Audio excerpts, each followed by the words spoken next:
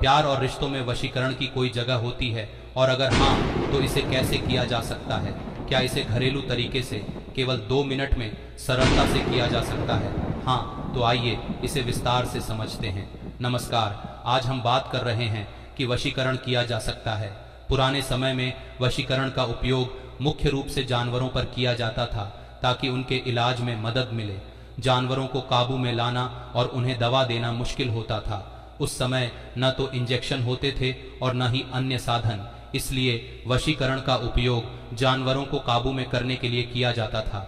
धीरे धीरे समय बदला और वशीकरण का उपयोग इंसानों पर भी किया जाने लगा, लेकिन समय के साथ विज्ञान ने प्रगति की और इसकी आवश्यकता कम हो गई।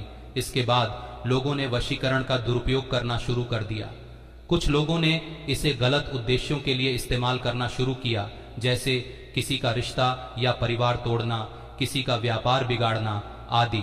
यह प्रथा कुछ तांत्रिकों और तथाकथित ज्योतिषियों द्वारा बदनाम कर दी गई।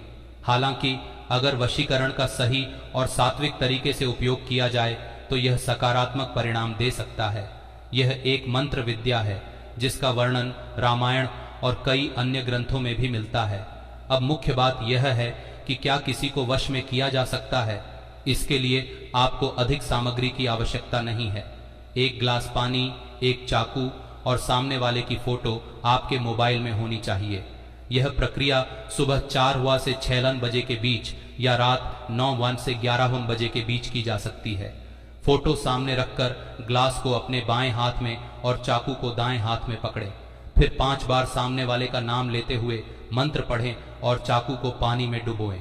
मंत्र मम बशम कुरु कुरु संतम भवम स्वाहा। यह प्रक्रिया 5 से 7 बार की जा सकती है और अगर 21 बार की जाए तो इसके प्रभाव में वृद्धि होती है। इसके बाद पानी को किसी कांटेदार पेड़ के नीचे डाल दें। ध्यान रखें कि इस विधि का दुरुपयोग न करें, क्योंकि यह एक शक्तिशाली प्रयोग है। महत्वपूर्ण सूचना, यह सामग्री केवल जानकारी के लिए है। कृपया इसे सत्यापित और सकारात्मक उद्देश्यों के लिए ही उपयोग करें।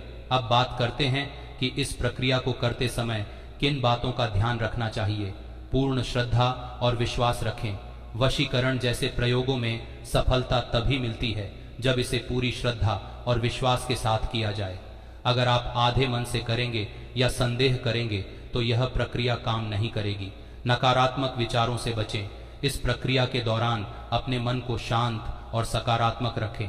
किसी भी तरह की नकारात्मक सोच, उल्टे सीधे विचार या तनाव से बचें। दुरुपयोग न करें।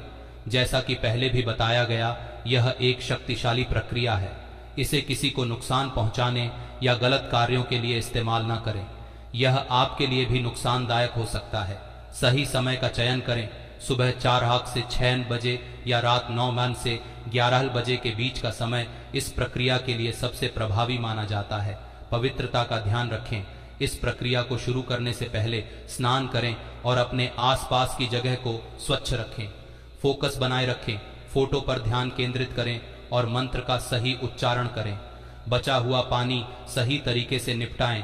पानी को कांटेदार पेड़ में डालना जरूरी है। इसे कहीं और डालने से यह प्रक्रिया अधूरी रह सकती है।